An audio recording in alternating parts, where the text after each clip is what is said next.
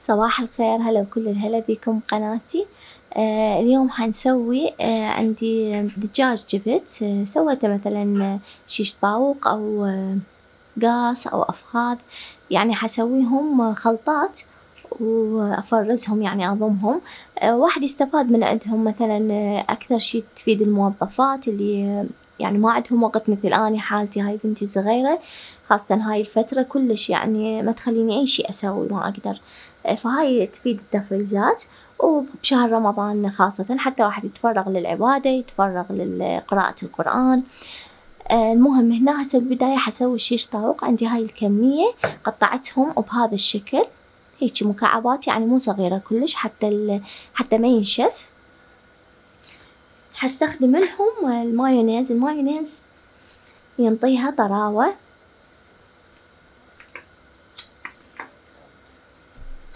استخدم لهم كمية، خليت هاي الكمية، وإذا ما متوفر المايونيز عادي تستخدمون لبن أو زبادي. وهنا حخلي عليهم هاي طماطة بارشتها،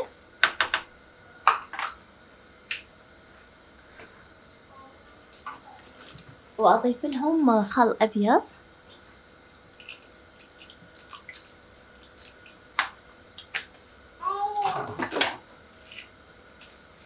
هنا أضيف الملح، يعني ملح حسب الرغبة، انتو شي تخلون.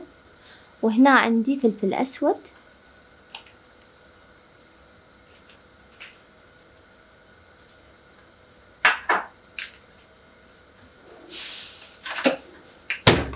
وبعدها أضيف لها البابريكا الباردة مو الحارة.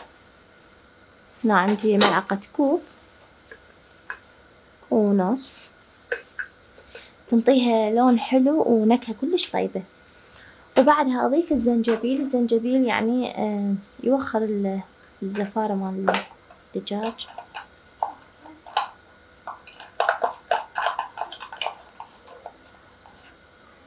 هاي الكمية كلش كافي. وهنا عندي بهارات مخلوطة، أي بهارات عندكم أو بهارات دجاج تقدرون تضيفوها. أضيف هاي شوية حارة، يعني بيها حرارة. هنا آخر شي حضيف لها كلش قليل من المعجون،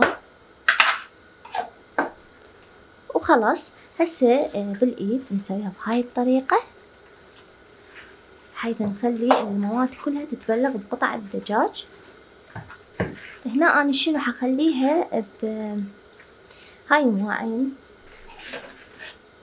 هاي تكون فلين، وما أضمها بالمجمدة رأسا، أعوفها ليلة كاملة بس حتى التتبيلة، يعني إن هي من يجمد يعني يتوقف كل شي من تجمد. يعني الدجاج ما حياخذ الخلطة المونة مالتها، فحخليها ليلة كاملة بالثلاجة، وثاني يوم إن شاء الله أضمهم بالمجمدة. هسه شوفوا هنا أنا خلطتهم، هيجي صار شكلهم.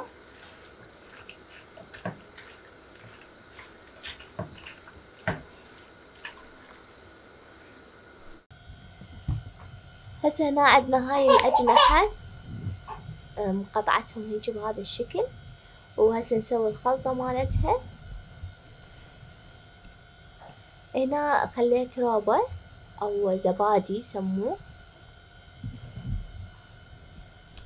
تقريبا كوب على هاي الكمية. وهنا ملعقة من معجون الطماطة، هنا خليت ملعقتين مال كوب. وبعدها أضيف عصير ليمون، ضفت عصير ليمونة كاملة.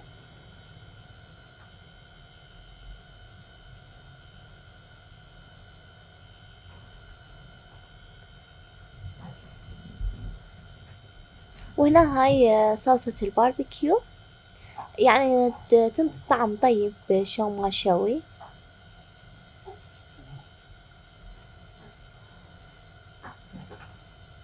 وهنا كاتشب تقريبا ملعقة كبيرة، ملعقتين.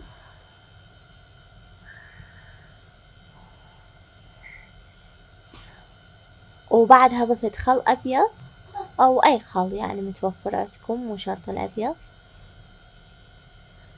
وهنا ضفت الملح، ملح حسب الرغبة. وضفت لها فلفل أسود،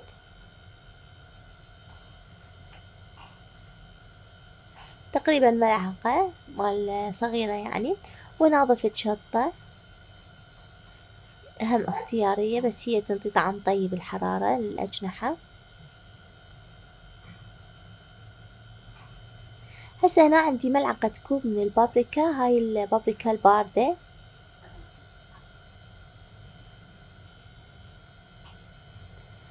وبعدها ضفت مسحوق البصل، يعني بصل باودر، وهنا هسه أخلطهم كل زين.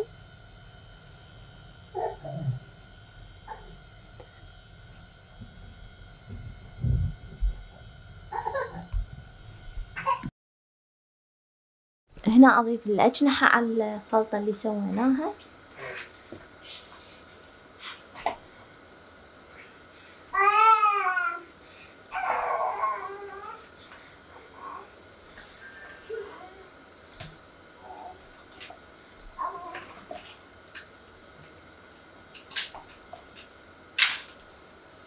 نستخدم الإيد حتى الصوص كله يتبلل في الأجنحة.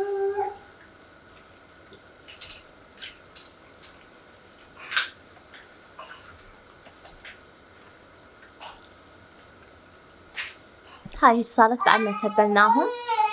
هسه هنا عندنا الكاس أو الشاورما. في البداية أخلي الروبة أو اللبن ملعقة واحدة كافية. هنا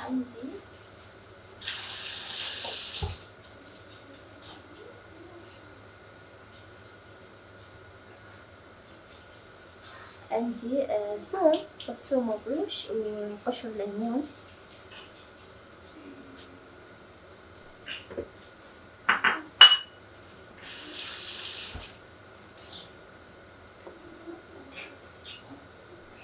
فلفل أسود،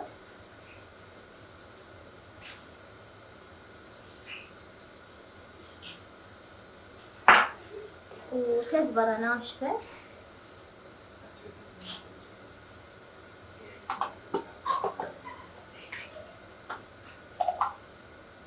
وهسه هنا أضيف خل أبيض أو أي خل عندكم ضيفوه. وهسه بدل ما أضيف الزيت عندي هنا هذا مال زيتون متبل يعني بيه بهارات وأعشاب وزيت، فحضيف من عنده ينطي طعم كلش طيب. حتى إذا كان مع طرشي الخل كلش طيب إذا تضيفونه على التتبيلات مال الدجاج. وطبعا نسيت بالشيش طاووق والأجنحة نسيت ما ضفت الزيت، زيت الزيتون ضروري تضيفونه لأن ينشف إذا بدون زيت. والملح،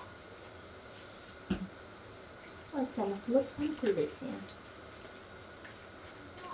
هنا صارت عندنا جاهزة.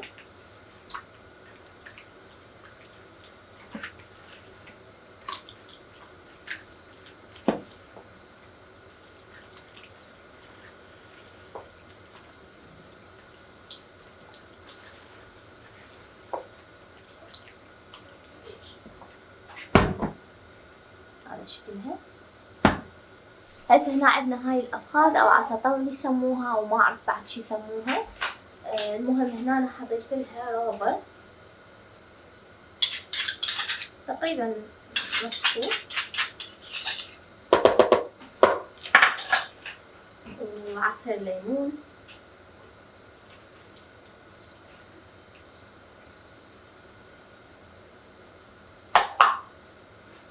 وملح،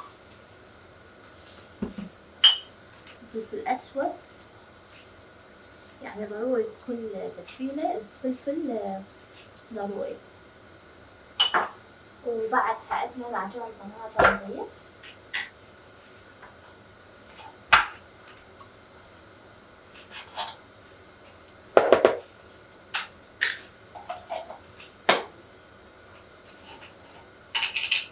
وهنا نضيف بصل باودر،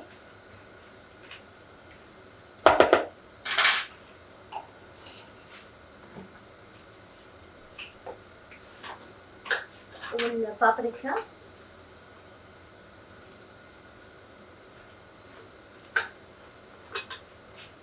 شوي، وآخر شي زيت الزيتون، مثل ما قلت لكم الشيش طاووق تخلوا له زيت زيتون، يعني إذا تبون تسووها. أنا نسيت بس بعدها ضفت.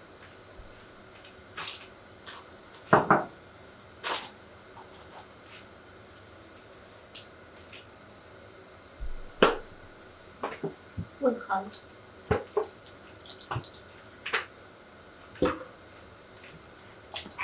هسه نحركهم بهاي الطريقة.